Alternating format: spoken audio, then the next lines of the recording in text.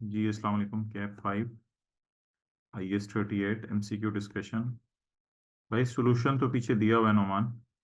कोई ज़रूरी चीज़ हुई तो नोट कर लेना, वैसे ही अपलोड भी हो जाएगी वीडियो।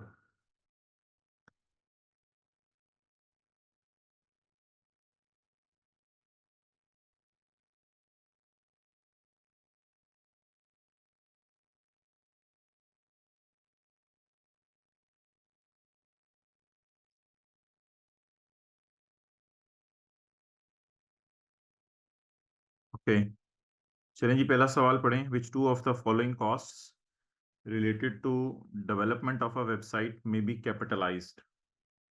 तो डेवलपमेंट की कौन सी कॉस्ट्स हैं जिनको कैपिटलाइज किया जा सकता है? तो that is a very easy question. ये वेबसाइट से रिलेटेड है, तो इसको आप जाके देख लें। ये ग्राफिकल डिज़ाइन एंड डेवलपमेंट था और स्ट्रेस टेस्टिंग था। ये दोनों जो है उनको करना है आपने। Okay, next. इसमें तो कोई ऐसा सच मसला नहीं।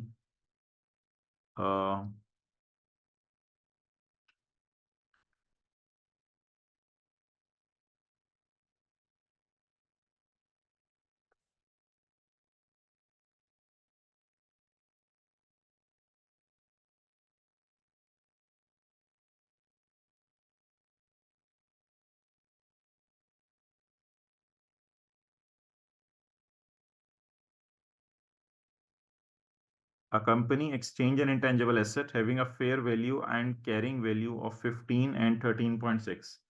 अच्छा भाई, ये पुराने की फेयर वैल्यू 15, पुराने की book value 13.6 respectively, with a new intangible asset, एक नए इंटेंजिबल एसेट के साथ जिसकी फेयर वैल्यू है 18।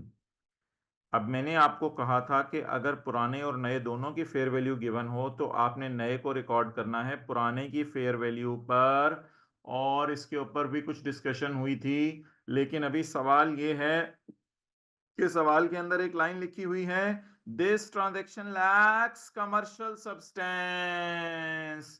इस ट्रांजैक्शन में कमर्शियल सब्सटेंस की कमी पाई जा रही है। आम जनरल रूल तो ये है कि आपने क्या करना होता है, आप साथ किताब खोलें, किताब के अंदर जो है वो पेज नंबर अगर आप खोलेंगे तो आपको समझ आएगा, वरना आपको जो है वो ये चीजें समझ मेरे भाई नहीं आनी।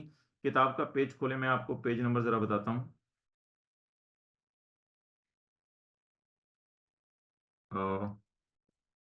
किताब का पेज नंबर, भाई कोई बता दे वो एक्सचेंज ऑफ एसेट्स वाला कौन सा पेज नंबर है?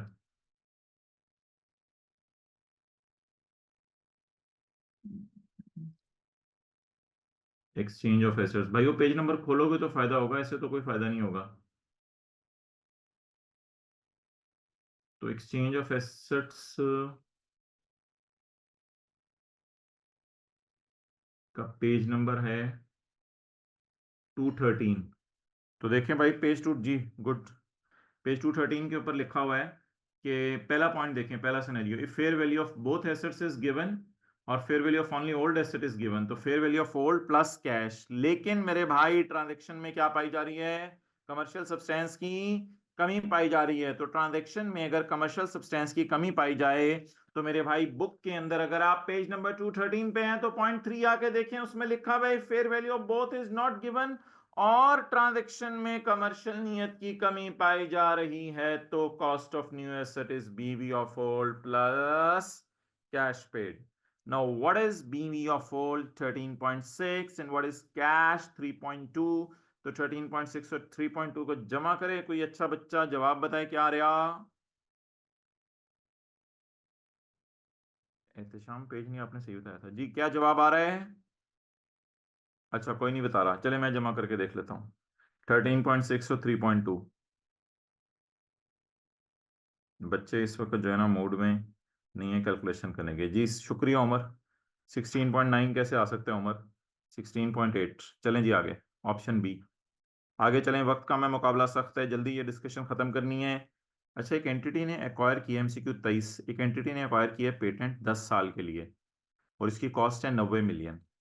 इसको रिन्यू कराया जा सकता है अगले 5 साल के लिए, फॉर अनदर 5 years। तो लीगल लाइफ 10 में 5 डालेंगे नहीं डालेंगे? 10 में 5 डालेंगे नहीं डालेंगे? जल्दी बताएं। जी बिल्कुल, वेल डन। 10 के अंदर 5 डालेंगे क्योंकि जी जो बच्चे रिस्पॉन्ड करें रियली अप्रिशिएट। 10 में 5 डालेंगे क्योंकि रिन्यूअल सस्ती है। लीगल लाइफ होगी 15 साल। The entity estimated expected period of cash inflows is 12 years। तो एक्सपेक्टेड पीरियड है कैश इनफ्लोज का 12 years। तो यूजफुल लाइफ 12 साल। दोनों में से किसको लेंगे? शॉर्ट दोनों में से किसको लेंगे? शॉर्टर को। Well done. कुछ बच्चे डायरेक्ट मैसेज के अंदर भेज रहे हैं, कुछ वैसे बता रहे हैं। जी well done. So what is the useful life of patent? It is 12 years. Okay, got it. चलें जी, आगे चलें। Computer hardware and related operating system, which is an integral part of computer hardware, are treated under। भाई कोई भी नहीं जी, well done well done, I really appreciate. IS 16 सिर्फ एक दो स्टूडेंट्स हैं जो डायरेक्ट मैसेज के अंदर फौरन रिस्पॉन्ड कर रहे हैं, आई रियली अप्रिशिएट देम। बस अब थोड़े से ज्यादा हो गए हैं। IS 16 as a combined asset, क्योंकि पढ़ा था कि जो ऑपरेटिंग सिस्टम उसके चलाने के लिए ज़रूरी हो तो इसको इधर क्लासीफाई किया जाता है। एक एंटिटी है जिसने, भाई ये ज़रा MCQ देख लीजिएगा। एक एंटिटी है जिसने, भाई अब्दुल्ला आप ये एनोटेशन ज़रा, आपके पास सेटिंग्स आ रही हैं, आपने मीटिंग क्रिएट की थी, ऑफ कर दें तो ना, ये इंडिविजुअली मुझे करनी पड़ी है। ये खान भाई जिन्होंने लिखे हैं उनको फिर मीटिंग से निकालना पड़ेगा। An entity purchased patent for its products A in 2014 for 20 साल। एक एंटिटी ने पेटेंट खरीदा है 2014 में 20 साल के लिए। 2019 में the entity purchased a competing product for 20 साल to eliminate the competition for product A. अच्छा देखें ये जो लिखा हुआ ना सवाल में,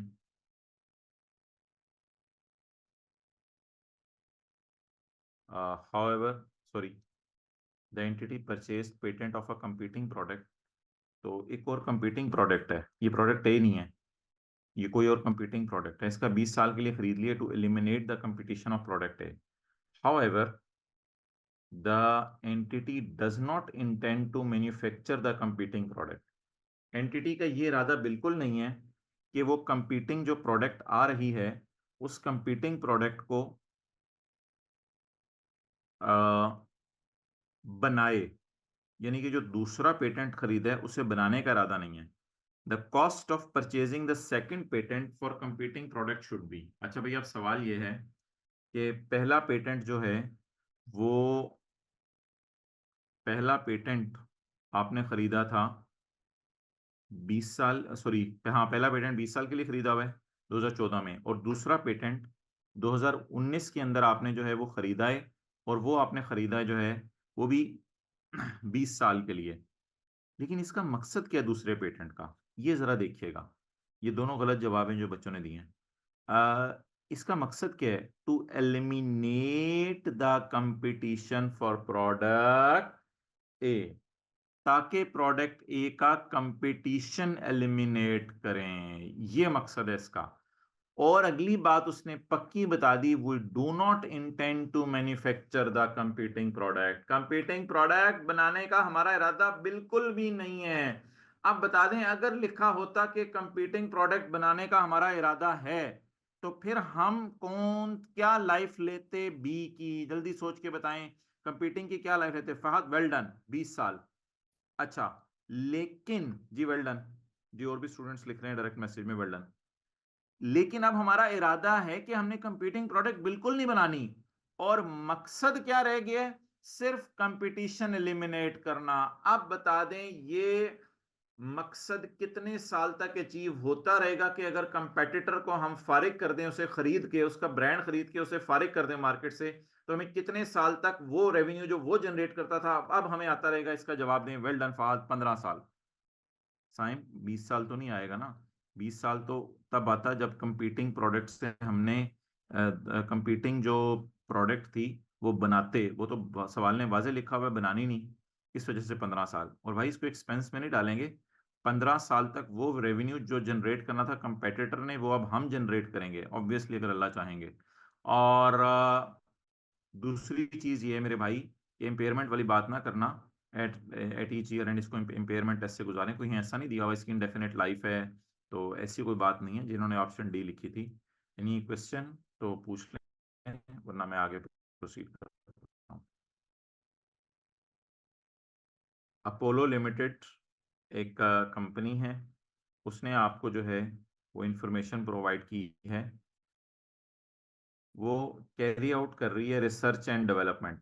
तो वो रिसर्च और डेवलपमेंट कर रही है in the year ended 30 June 2015।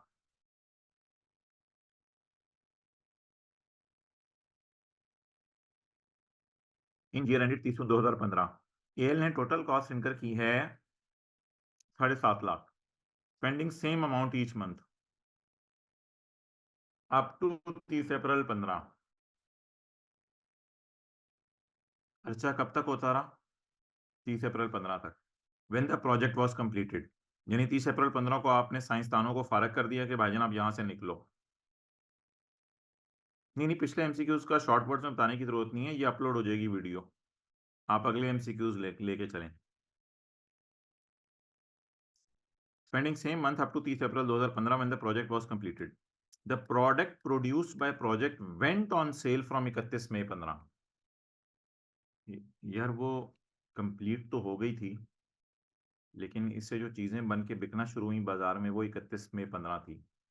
भाई 31 मई 15 को इग्नोर करेंगे, जिस दिन चीज अवेलेबल फॉर यूज है और हमने फैक्ट्री को दे दी, उस दिन से जो है वो आपको पता है हम इसकी अमोर्टाइजेशन वगैरह चार्ज करना शुरू कर देते हैं, जिस दिन से ये अवेलेबल फॉर यूज है। तो इसलिए हमने अवेलेबल फॉर यूज देखना है, हमने ये नहीं देखना कि किस दिन उससे चीजें बिकना शुरू हुई, इसलिए ये लाइन शायद इरेलीवेंट है। The project had been confirmed as feasible on यकम जनवरी 15।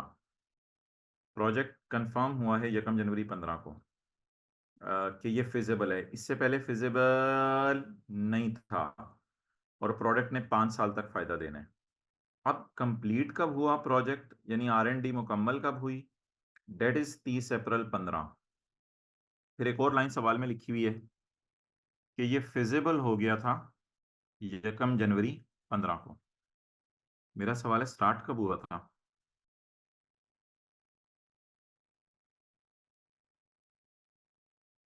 अच्छा, किसी ने नहीं बताना, चले मैं खुद ही बता देता हूँ।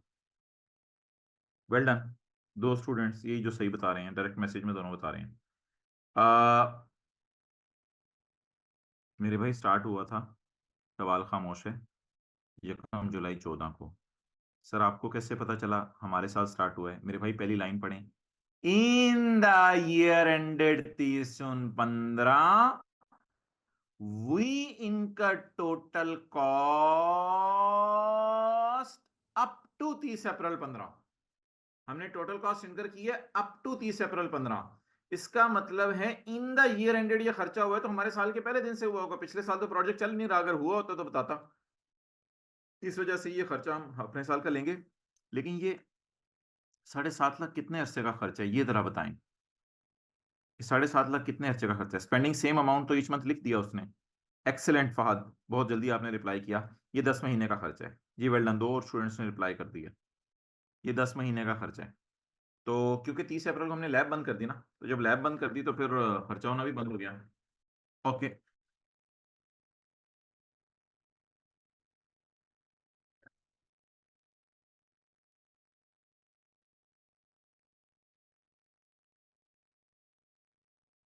अब करेंगे क्या जी?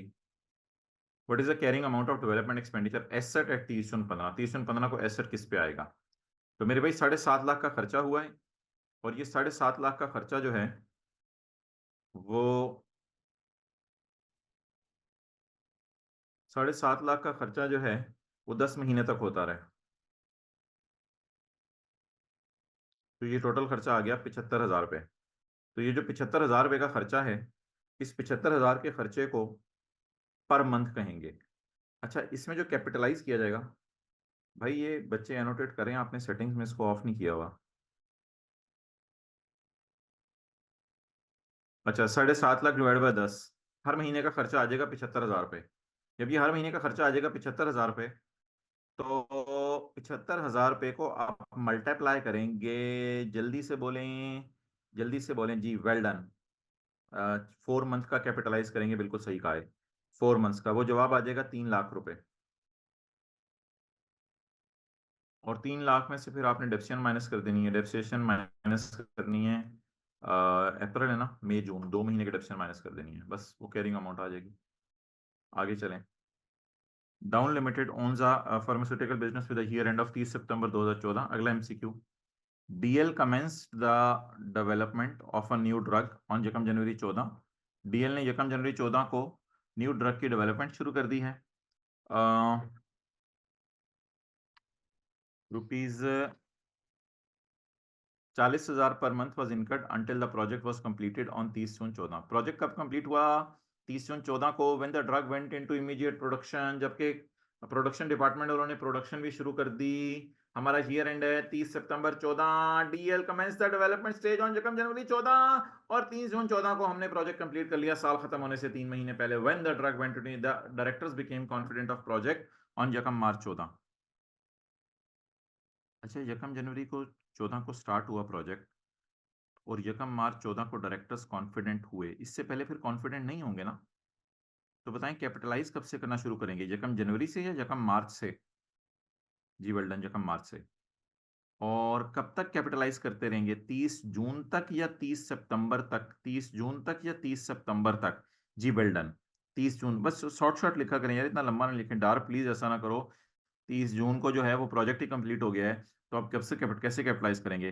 30 जे लिख दिया करें आगे, इतने लंबे छोटे चक्रों में ना पड़े। तो 30 जून तक कैपिटलाइज करेंगे, तो जनवरी से लेके मार्च तक का खर्चा एक्सपेंस में जाएगा और मार्च अप्रैल मई जून का खर्चा जो है वो कैपिटलाइज होगा। तो अब हम क्या करेंगे, अब हम ऐसा करेंगे कि 40,000 को पकड़ेंगे और 40,000 को पकड़कर मार्च अप्रैल मई जून 4 से मल्टीप्लाई कर देंगे, जवाब आ जाएगा 1,60,000। और इसके बाद इसकी 3 महीने की डिडक्शन निकाल लेंगे। तो दैट इज वेरी इजी, कोई मसले वाली बात नहीं है। आगे चलें। ठीक है जी, ऐसा ही है, यस कर दें। कई दफा बच्चे रिस्पॉन्स नहीं देते, ऐसे ही ये जरा मुंह से कोई चीज बात निकल जाए, कोई ऐसे प्लस माइनस हो, फौरन बता दिया करें। कोई महीना में गलत बोल दूं, ऐसी स्लिप ऑफ टंग हो जाए, बता दिया करें। पानी देना। At 30 September 2019 Shakir limited trial balance showed a brand at a cost of 30 million. Shakir ने एक ब्रांड शो किया है at a cost of 30 million less accumulated amortisation brought forward at यकम अक्टूबर 2018। हाँ यार, ये इट नीड्स टाइम, थोड़ा सा जरा अटेंटिव हो जाए आप। 30 सितंबर 19 को शाकिर लिमिटेड ने, हमारा ईयर एंड 30 सितंबर 19 है, ये ट्रायल बैलेंस में शो हो रहा है brand at a cost of 30 और अकोमोलेटेड अमोर्टाइजेशन ट्रायल में शो हो रही है यकम अक्टूबर 18 तक की, यानी हमारे साल के शुरू तक ये ब्रांड क्या होता रहा है, अमोर्टाइज होता रहा है। अच्छा, अब अगर मैं थोड़ी डायग्राम बनाऊं, तो हमारा ईयर एंड है 30 सितंबर 19 और हमारा ईयर स्टार्ट होगा, ये बंद क्यों हो गया है?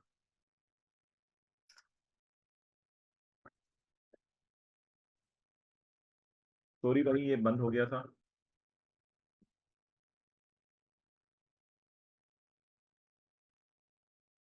अच्छा,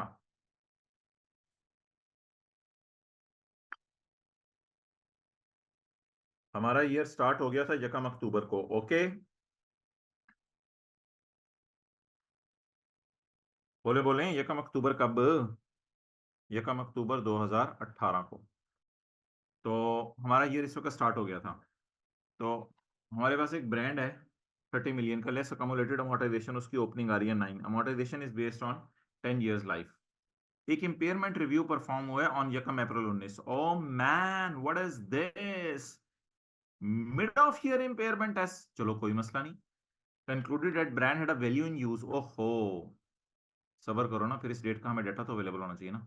कॉस्ट पहली लाइन में 30 लिखी हुई है, लेस अकोमोलेटेड अमोर्टाइजेशन वो 9 लिखी हुई है, तो बीवी आ गई 21।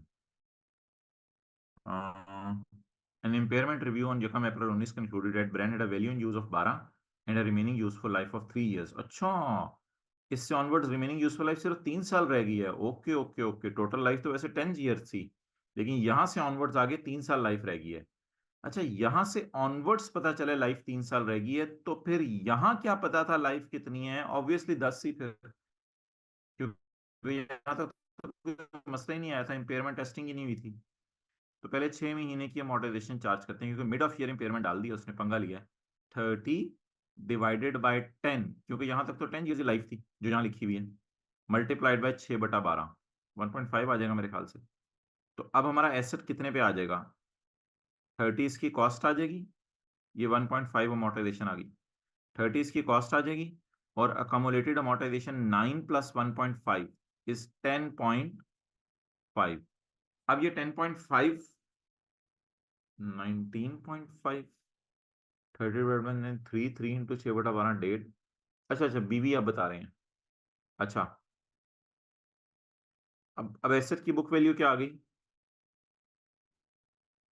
थोड़ा सा साइड पे कैलकुलेशन कर लेते हैं। एसेट की बुक वैल्यू क्या आ गई?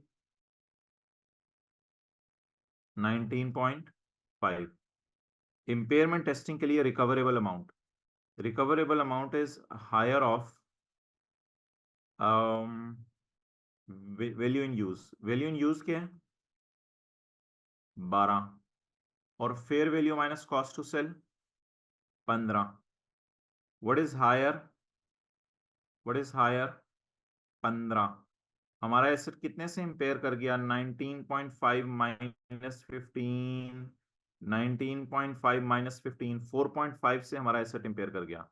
सो what is the balance in impairment loss account now? What is accumulated impairment loss? 4 point, it is opening cost as it is चली, it is accumulated deficient balance at mid of year, and impairment loss opening 0 था, और उसमें add होगी impairment 4.5, तो carried on impairment आ गई 4.5। अब ये impairment charge करने के बाद cost minus accumulated depreciation minus accumulated impairment loss, ये सारा करने के बाद मुझे ये बताएं कि हमारे जो है वो एसेट की बुक वैल्यू क्या आ रही है? 12.5। इस साइम ने 15 लिखी हुई है, 15 है 12.5 है? हाँ 15 है ये क्या चक्कर है 15 और 12.5? मैं खुद कैलकुलेटर यूज कर लेता हूँ। ये दो बातें क्यों आ रही हैं, अजीब सी बात है। 30 माइनस 10.5 माइनस 4.5, 15 आता है। तो वैसे भी ये देखे ना, ये वैल्यू है, अब ऐसा तो इस पे आना है, तो 15 आएगा। अच्छा, अब 15 को कितने सालों में डेप्रिशिएट करना है? 15 को कितने सालों में डेप्रिशिएट करना है? 6.5 कहां से आ गया? आके कोई रिमेनिंग लाइफ का उसने चक्कर ही नहीं डाला। उसने क्या है, however on the same date, ऐसा सॉरी, उसने पीछे से लिखा है with remaining useful life of 3 years, उसने लिख दिया 3 ईयर्स, तो अब इसको 3 सालों में खत्म कर दो। तो 15 डिवाइडेड बाय 3, लेकिन ये तो 1 साल की डिडक्शन होगी। जब भी आप कॉस्ट को या बुक वैल्यू को डिवाइड करेंगे लाइफ से, तो वो तो 1 साल की डिडक्शन निकलेगी। हमें 1 साल की डिडक्शन चाहिए, या हमें जो है वो डिप्रिसिएशन चाहिए? जल्दी बताएं, कितने अरसे की डिप्रिसिएशन चाहिए हमें?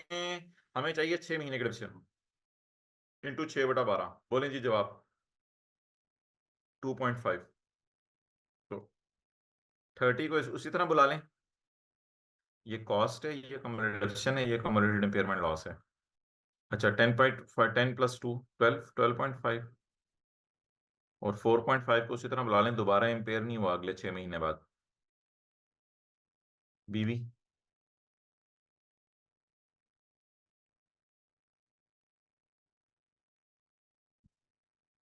बीवी 13 आती है जी, शुक्रिया। Some people are very quick in calculation.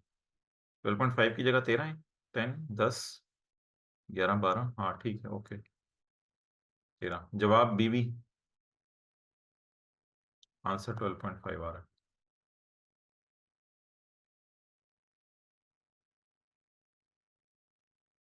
ठीक है ना, ये 10.5 और 2.5 13 हो जाएगा।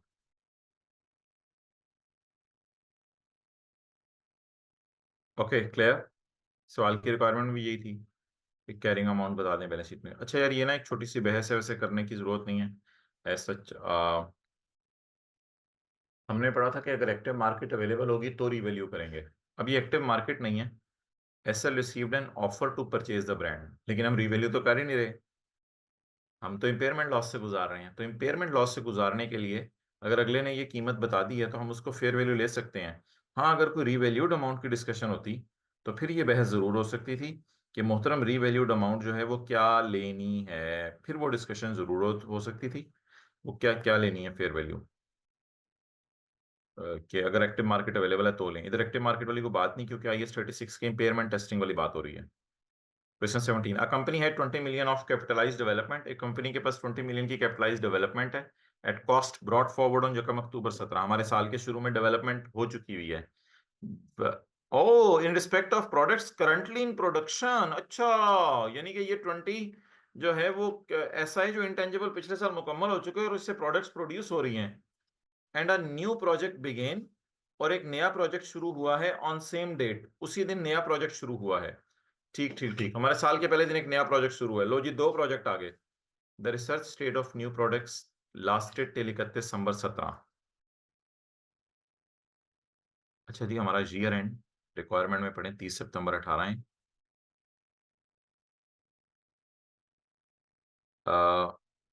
न्यू प्रोजेक्ट स्टार्ट हुआ है यकम अक्टूबर 17 को, यकम अक्टूबर 17 को।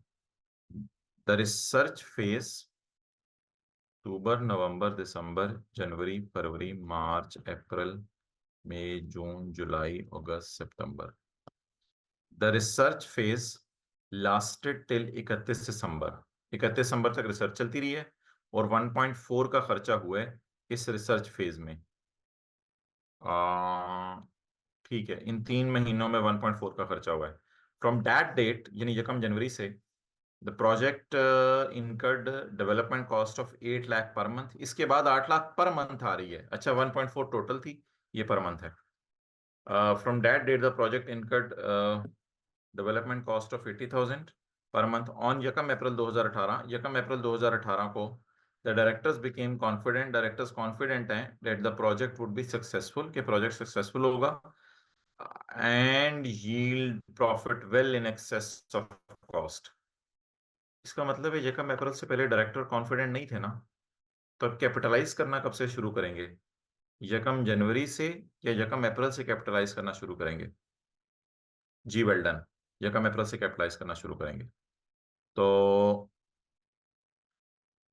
यकम अप्रैल से हम ये वाला अरसा फिर एक्सपेंस में चला जाएगा, 8 लाख इंटू 3, ये वाला 8 लाख इंटू 3, और यकम अप्रैल से हम कैपिटलाइज करना शुरू करेंगे and yield a profit well in excess of costs. The project was still in development on 30 September, अच्छा, 30 सितंबर तक भी डेवलपमेंट में था project. Capitalise development expenditure is amortised at 20%, ये किसकी बात हो रही होगी? पिछले साल वाले प्रोजेक्ट की, हमारे साल वाली, पिछले साल वाली हमारे साल, PS लिख सकते हैं ना पिछले साल, जरा टाइम सेव करने के लिए। बिल्कुल लास्ट ईयर वाले, क्योंकि हमारे साल तो डेवलपमेंट वैसे ही अंडर प्रोग्रेस चलती रही ना। तो capitalise development is amortised at 20% per annum. इसको आपने अमोर्टाइज करना है using the straight line method, straight line method use करते हुए। Okay,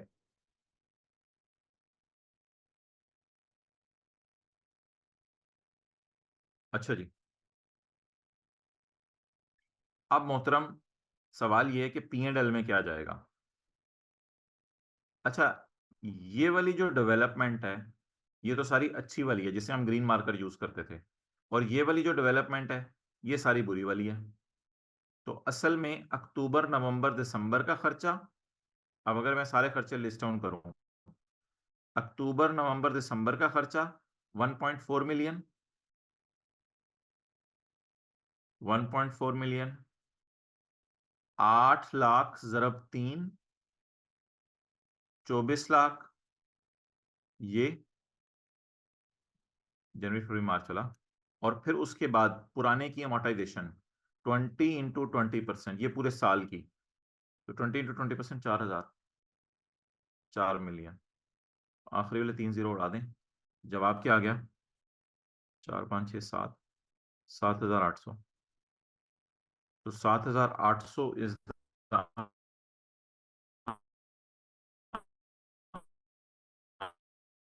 answer of MCQ number 17। Okay, चलें आगे।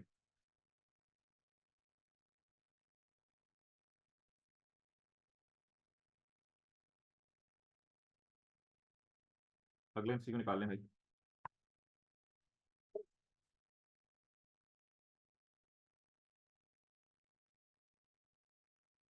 असल में लैपटॉप का कैमरा स्क्रीन रिकॉर्डिंग की वजह से ऑफ किया हुआ है, क्योंकि लैपटॉप ज़मीन पे रखा हुआ है, तो ये तो आसमान की तस्वीर आ रही होगी। बाकी पोर्टेबल कैमरा लगाया हुआ है, वो फिर आगे पीछे हो जाता है हिलने जुलने पे।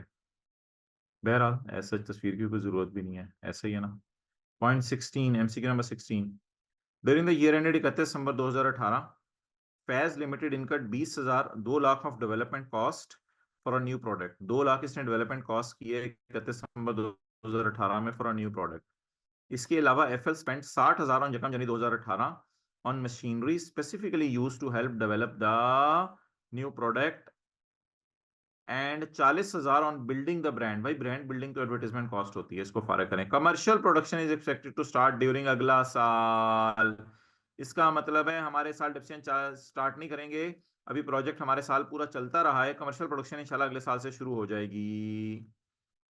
हमारे साल के एंड पे प्रोजेक्ट मुकम्मल हो गया है, बज़ाहिर ये लग रहा है। The machinery is expected to last 4 years। Machinery 4 years है, तो ठीक है। डेवलपमेंट के बारे में क्या लिखा हुआ है, अच्छी बुरी तो नहीं लिखा हुआ, तो फिर 2 लाख पूरे को कैपिटलाइज कर दें। और in addition F spent 60,000 on machine specifically used for new product. और 60,000 की मशीन है, इस मशीन ने 4 साल का फायदा देना है, तो 60,000 जरा डिवाइड बाई 4। अगर मशीन इस्तेमाल हो अच्छी वाली डेवलपमेंट फेज में तो इसको कैपिटलाइज करेंगे, तो 60,000 डिवाइड बाई ये 15,000, तो जवाब आ गया 2,15,000। आगे सवाल में क्या पूछा हुआ है, what would include balance sheet. Balance sheet में क्या जाएगा इन रिस्पेक्ट ऑफ दिस, तो ठीक है। बैलेंस शीट के अंदर जो है वो कौन सा MCQ नंबर चल रहा है, ये 15। तो बैलेंस शीट के अंदर 2,15,000 चला जाएगा। क्लियर, आगे चलें। 16वां चल रहा है। Hali limited is developing a new product and expects to be able to capitalise the cost. और ये एक्सपेक्ट करिए कि मैंने कॉस्ट कैपिटलाइज करनी है। Which one of the following would preclude होते stop, which would stop capitalization. क्या चीज कैपिटलाइजेशन रोक देगी, विच वुड स्टॉप कैपिटलाइजेशन, क्या चीज कैपिटलाइजेशन रोक देगी। डेवलपमेंट ऑफ प्रोडक्ट मुकम्मल नहीं हो हुई अभी तक, तो कैपिटलाइजेशन रोक दें या करते रहें, रोक दें या करते रहें, आर या के, रोक दें या करते रहें। देखें सवाल ने ये नहीं लिखा हुआ कोई डेवलपमेंट बुरी शुरू होगी या ऐसा है कुछ। भाई ना करें यार, स्टॉप वाले कितने 8-9 करते रहे वाले हैं, 2 स्टॉप वाले हैं, स्टॉप वालों से बात कर लेने दो। सवाल में लिखा हुआ है कि डेवलपमेंट को कैपिटलाइज करना क्या रोक दें। थोड़ा सा डिफरेंट सा सवाल है, डेवलपमेंट को क्या कैपिटलाइज करना रोक दें। तो पढ़ते हैं, डेवलपमेंट मुकम्मल नहीं हुई इसलिए कैपिटलाइज करना रोक दें, नहीं करते रहें, जब मुकम्मल होगी फिर कभी डेवलपमेंट को रोक देंगे कैपिटलाइज करना। आगे, अच्छा अभी तक जो है ना हमने इसके नाम का पेटेंट अपने नाम नहीं लगवाया। अगर किसी चीज का पेटेंट अपने नाम ना लगवाएं तो क्या डेवलपमेंट को कैपिटलाइज ना करें या करते रहे, पेटेंट फिर कभी नाम लगेगा जब पूरा होगा, पेटेंट फिर कभी नाम लगेगा जब पूरा होगा, तो ये कोई बात नहीं है। 3, अभी इस इंटेंजिबल्स के कॉन्ट्रैक्ट साइन होना शुरू नहीं हुए। भाई वो तो ऑब्वियसली इस इंटेंजिबल के कॉन्ट्रैक्ट साइन होना शुरू नहीं होंगे, क्योंकि ये इंटेंजिबल अभी जो है वो बना ही नहीं है। इस डेवलपिंग लिखा हुआ है ना ऊपर, इस डेवलपिंग अ न्यू प्रोडक्ट, तो फिर सेल्स कॉन्ट्रैक्ट कहां से मिलेंगे। तो सेल कॉन्ट्रैक्ट अगर ना मिल रहे हो तो डेवलपमेंट कॉस्ट को कैपिटलाइज करना, डेवलपमेंट कॉस्ट कैपिटलाइज करने का मतलब होता है एसेट की कॉस्ट में चीजें डालते रहें। तो डेवलपमेंट कॉस्ट को कैपिटलाइज करना तो मत रोकें, कैपिटलाइज करते रहें, बाद में कभी सेल कॉन्ट्रैक्ट इंशाल्लाह मिल जाएंगे। It has not been possible to allocate the cost. हाँ, कॉस्ट इसकी पता नहीं चल रही डेवलपमेंट की कितनी है, तो फिर जाहिर बात है कैपिटलाइज करना छोड़ दें। फिर क्यों कैपिटलाइज करना है चीजों को। जिन जिन 2 स्टूडेंट्स ने गलत बात की थी उनको क्लियर हो गया। Which of the following statement relating to intangible is true? All intangibles, एक ने बताया है और जी 2 ने बता दिया। All intangibles asset must be carried at amortized cost। यार ये amortized cost तो कोई लफ्ज नहीं है, ये एक लफ्ज है IFRS 9 में हम पढ़ेंगे, लेकिन स्टैंडर्ड में हमने नहीं पढ़ा, तो ऐसी कोई बात नहीं है, ये गलत बात है। amortized cost तो कोई मॉडल है ही नहीं, या कॉस्ट मॉडल है या रिवैल्यूएशन मॉडल है। The development of new process which is not expected to increase, the development of new process which is not expected to increase sale may still be recorded as intangible। जी बिल्कुल, हो सकता है ये cost reduce कर रहा हो, जरूरी तो नहीं इंटेंजिबल के रिकॉर्ड होने के लिए उसका रेवेन्यू बढ़ाना जरूरी है, ये कॉस्ट रिड्यूस कर रहा हो। टाइप है न्यू इंजन का?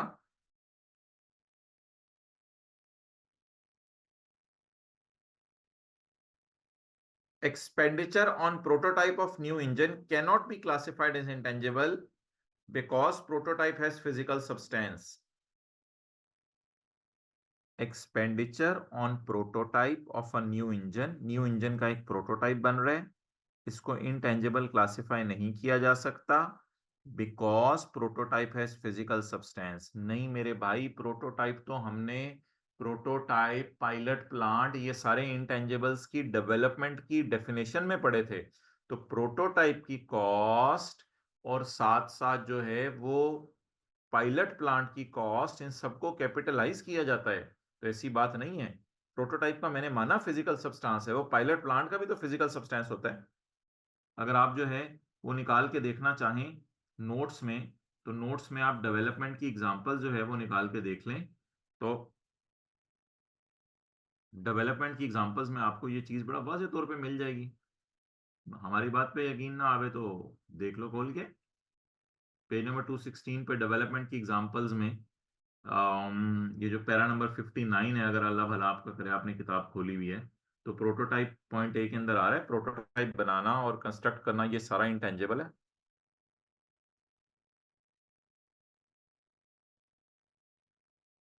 नो फ्यूचर बेनिफिट तो कहाँ लिखा हुआ है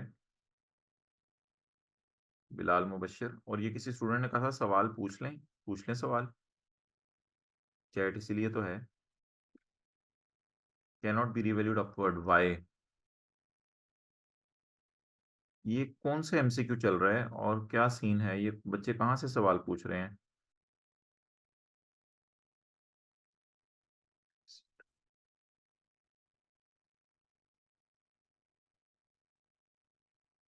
एमसीक्यू 14 में से क्या सवाल पूछ रहे हैं?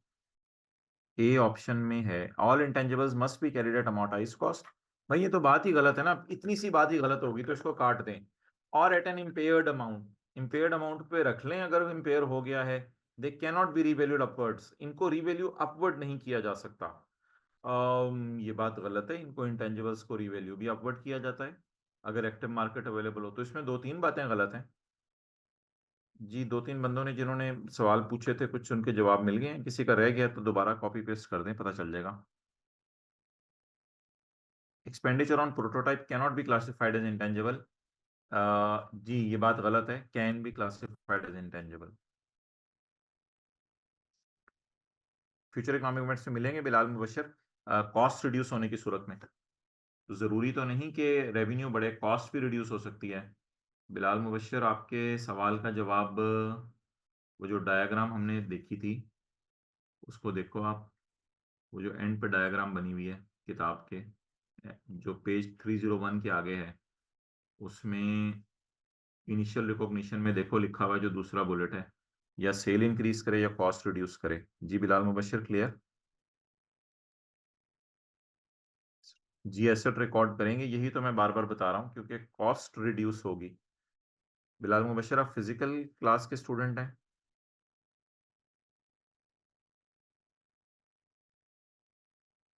पेज 13। अच्छा, अहमद सलीम आप मुझे फिर कल याद करा दीजिएगा कि जरा मैं फिजिकल क्लास में ये बात बता दूं। कोई फिजिकल क्लास वाला कौन याद करा देगा? ये कॉस्ट रिडक्शन वाली बात क्लास में कर लेंगे, एक दो स्टूडेंट्स को मसला आ रहा है।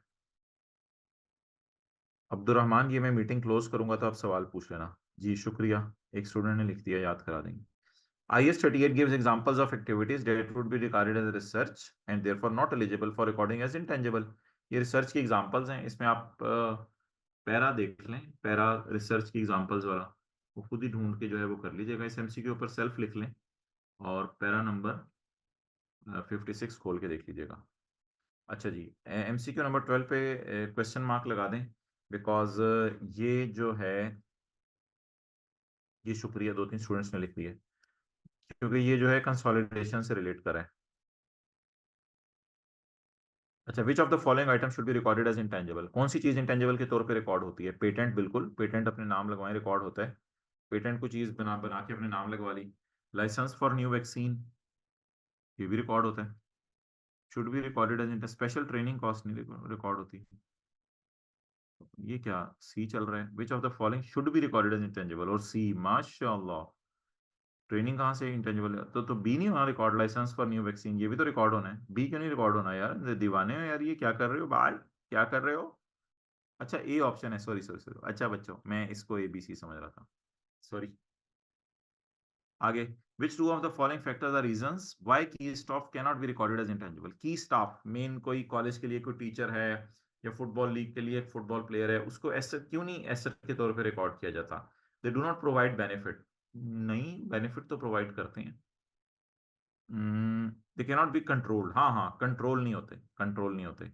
There value can not be measured, हाँ हाँ, वैल्यू भी मैयर नहीं, टू लिखा हुआ है ना, आप तो तड़ातड़ बी बी लगे हुए हैं दीवानों, बी सी इकट्ठा लिखना होता है, जिस तरह ये सैफ है कोई शुरू में, तो ये बी और C, they are not separable from business, नहीं जुदा किया जा सकता है, नौकरी से निकाल के जुदा कर दें। वैसे ये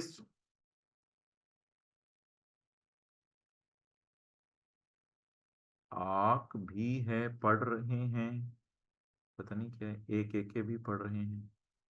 अच्छा, आगे चलें जी। Point 9, which of the following would be classified as development expenditure in the balance sheet according to IS 38? 1,20,000 spent on developing a prototype and testing a new type of propulsion system। propulsion system होगा कोई अपने इनका system, वो देख लीजिएगा dictionary में meaning. The project needs further work on it as a system is not viable, not viable लिखा हुआ है। Which of the following would be classified as development expenditure? ये तो नहीं हो सकता डेवलपमेंट एक्सपेंडिचर। क्लियर, आगे बढ़ें। A payment of 50,000 to a local university for research, research कभी भी कैपिटलाइज नहीं हो सकती, रिसर्च को डेवलपमेंट नहीं कहा जा सकता। आगे चलें। ₹35,000 डेवलपिंग एन इलेक्ट्रिक बाईसाइकिल, एक इलेक्ट्रिक बाईसाइकिल आपने डेवलप करने की कोशिश की है मेरे भाई। This is near completion and the product will be launch soon as this project first of its kind, क्योंकि ये प्रोजेक्ट अपने पहली दफा आया है, it is expected to make a loss. तो ये प्रोजेक्ट पहली दफा आया है, इस वजह से इसमें लॉस आएगा। तो मेरे भाई, अब जब पता है कि चीज ने फ्यूचर में बेनिफिट नहीं देना बल्कि उल्टा लॉस ही देना है, तो फिर भी इसको रिकॉर्ड नहीं करेंगे। 65,000 developing special type of packaging system, the packaging expected to reduce cost. ये अगेन ये बात रिपीट होगी, अल्लाह का शुक्र है, कॉस्ट रिड्यूस करने से भी बेनिफिट आता है। भाई ये भी सेक्शन 8 भी कंसोलिडेशन वाला है।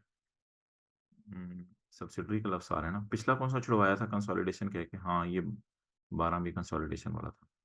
7, which of the following shall be capitalized as intangible? Developing a new process which will bring in no revenue but is expected to bring significant cost. Revision होगी। 4 lakh developing a new product, during development a competitor launch arrival and now the entity is hesitant to commit further। भाई further खर्चा हमने नहीं करना तो क्या करें? इसको इंटेंजिबल के तौर पे रखें? फर्दर खर्चा नहीं करना हमने तो क्या करें? इसको इंटेंजिबल के तौर पे रखें? जी, वेल डन, जवाब दे दिया। 4 लाख स्पेंड ऑन मार्केटिंग, भाई मार्केटिंग तो कभी भी नहीं। अच्छा, मैं टिक क्यों कर रहा हूँ? विच of the following will be capitalised intangible? सवाल क्या है, इनको कैपिटलाइज करना है इंटेंजिबल? हाँ हाँ, सॉरी, इसको तो करना था, इसको नहीं करना था। 4 lakh spent on designing a new corporate logo, logo बनाना, सोचिए जरा, लोगो बनाना, लोगो बनाना, क्या करें? एक्सपेंस में डालें, ऐसे बनाएं? एक्सपेंस, जी एक ने जवाब दे दिया, सही जवाब दे दिया, और आगे चलें। जी, वेल डन, एक्सपेंस में डालेंगे। लोगो बनाना क्या, ये लोगो एडवर्टाइजमेंट टाइप चीज है। Which two of the following must be met before development expenditure is capitalized? क्या चीजें पूरी होनी चाहिए जब डेवलपमेंट कैपिटलाइज हो? ये किस चीज की बात कर रहा होगा? Which two criteria must be met before development is capitalized? ये किसकी बात कर रहा होगा? नहीं, मैं ये नहीं पूछ रहा, मैं ये ऑप्शंस नहीं पूछ रहा, मैं पूछ रहा हूँ ये किस कॉन्सेप्ट की बात कर रहा होगा। जी, एक्सेलेंट एक्सेलेंट, बहुत से स्टूडेंट्स ने सही लिखा है। Which two of the following criteria must be met before development expenditure is capitalized according to IAS 38? Recording criteria की बात कर रहा होगा।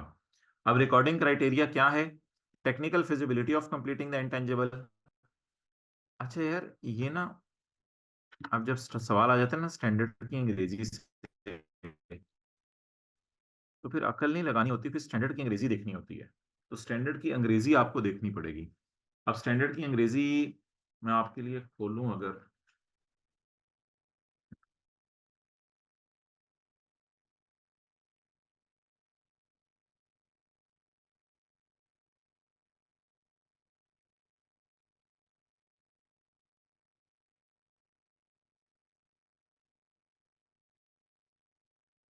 भाई होती है ना, मंडे को हुआ करेगी।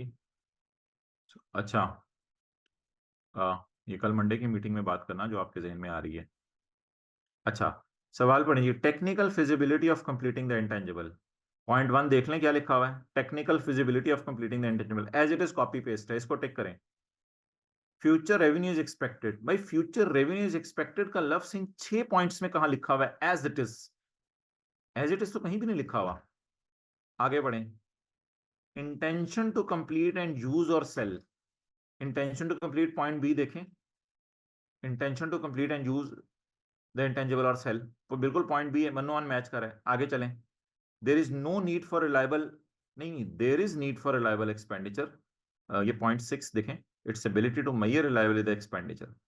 अब रेवेन्यू जनरेट करना स्पेसिफिकली किसी पॉइंट के अंदर लिखा हुआ, हाँ पॉइंट डी में लिखा हुआ है how intangible will generate probable future benefit, लेकिन ये नहीं लिखा हुआ फ्यूचर रेवेन्यू का लफ्ज नहीं लिखा हुआ। अब ये तो रटा टाइप सवाल आप समझ लें, जब स्टैंडर्ड लेके जाते थे बच्चे तब ये होता था। इस, इस तरह भी मैं कह सकता हूँ, लेकिन अल्फाज मैच करने पड़ेंगे। क्लियर हो गया है? क्योंकि उसमें ऑप्शंस दो कही है ना, तो दो में फिर एज इट इज जो अल्फाज मैच करेंगे उन्हीं को उठाएंगे हम। Future economic benefit is probable उसमें लिखा हुआ है, फ्यूचर रेवेन्यू इज एक्सपेक्टेड का उसमें लिखा हुआ, इसलिए पॉइंट बी को हमने क्रॉस किया है। क्योंकि जो अल्फाज बिल्कुल मैच करें उन्हीं को लेके चलेंगे ना। ओके, फ्यूचर रेवेन्यू की जगह उसने एग्जैक्ट फ्यूचर इकोनॉमिक बेनिफिट्स और प्रोबेबल लिखा हुआ है, तो इसलिए ये लफ्ज लिखा होता तो फिर तो शायद हम बी को भी टिक कर देते, वहां लिखा होता था future economic benefits. MCQ number 5, which of the following should be included in balance sheet? Internally developed brands, बिल्कुल नहीं। इंटरनली जनरेटेड गुडविल, बिल्कुल नहीं। एक्सपेंडिचर ऑन कंप्लीट, बिल्कुल नहीं। कंप्लीटेड रिसर्च बोंगी मारी, कंप्लीटेड रिसर्च कोई चीज नहीं होती, रिसर्च कंप्लीट होगी फार। हाँ, पेमेंट्स रजिस्ट्रेशन ये तो करें आप। Which of the following statement concerning the accounting treatment of research and development are true? Research is original and planned investigation undertaken with the prospect of gaining new knowledge and understanding. हाँ, research की definition देख लें, यही है। Research की definition आपको यही नजर आ रही है मेरे भाई, देख लो, यकीन ना आवे तो ये रिसर्च की डेफिनेशन एज इट इज इसने कॉपी की है, ये डेफिनेशन देख लो। आगे, development is application of research finding, development की एप्लीकेशन, डेवलपमेंट की डेफिनेशन देख लो। डेवलप वो जो ओहो हमने हाईलाइट भी किया हुआ ग्रीन में, ये भी सही है। Depreciation of plant use specifically on developing a project can be capitalized, बिल्कुल। Expenditure once treated as expense can not be recorded as an asset, बिल्कुल। ये बात मैंने आपसे तकरीबन लास्ट क्लास में की थी, जिस रिसर्च को खर्चे में डाल दिया दोबारा कभी कैपिटलाइज नहीं करना, या जिस बुरी डेवलपमेंट को खर्चे में डाल दिया दोबारा कभी कैपिटलाइज नहीं करना। एमसीक्यू नंबर 3, एमसीक्यू नंबर 3 की तरफ मैं बाद में आता हूं। 2, which two of the following would be classified intangible? Purchase brand बिल्कुल होगा, ट्रेनिंग बिल्कुल नहीं होगी, इंटरनली जनरेटेड ब्रांड बिल्कुल नहीं होगा, लाइसेंसेस होंगे। Power Limited has spent 2 lakh, MCQ number 1, Power Limited has spent 2 lakh researching a new chemicals in the year ended 31 December 2020. Has spent 2 lakh researching new cleaning chemicals. अच्छा, research पे लगाए हैं, चलो ठीक है। They have also spent 4 lakh developing a new cleaning product which will go into production until next year. अगले साल तक कमर्शियल प्रोडक्शन में जाएगा। Development meets the criteria, development अच्छी वाली है, तो बस ठीक है यार, 2 लाख को खर्चे में डालो, 4 लाख को कैपिटलाइज करो। तो आगे चलें, इसमें कुछ भी नहीं था। MCQ number 3, star chemical star limited has provided the following information as on 31 December 2016। Project A, 5 lakh has been spent on research phase of this project during the year. ये तो एक्सपेंस में जाना है ना। प्रोजेक्ट बी को छोड़ें जरा, D C में आए। 10 lakh was spent on this project this year, इस लाख 10 लाख स्पेंड हुए। The project meets the criteria of IS 38 and is to be capitalized. तो अगर अकॉर्डिंग क्राइटेरिया मीट हो रहा है कैपिटलाइज करना है, तो ऊपर वाला 5 लाख तो किधर चला गया? फॉर्चे में। ऊपर वाला 5 लाख किधर चला गया? फॉर्चे में। और नीचे वाला 10 लाख किधर चला गया? एसेट में। अब पीछे क्या रह गया? Project B, rupees 8 lakh has been spent on this project in the previous year. 8 lakh इस प्रोजेक्ट पे पिछले साल लगा है एंड 2 लाख इस साल लगा है। The project was capitalised in previous year. अच्छा, अगर कैपिटलाइज हुआ था प्रोजेक्ट पिछले साल तो जरा सोच के बताएं पिछले साल से कौन सी वाली डेवलपमेंट शुरू हो गई थी।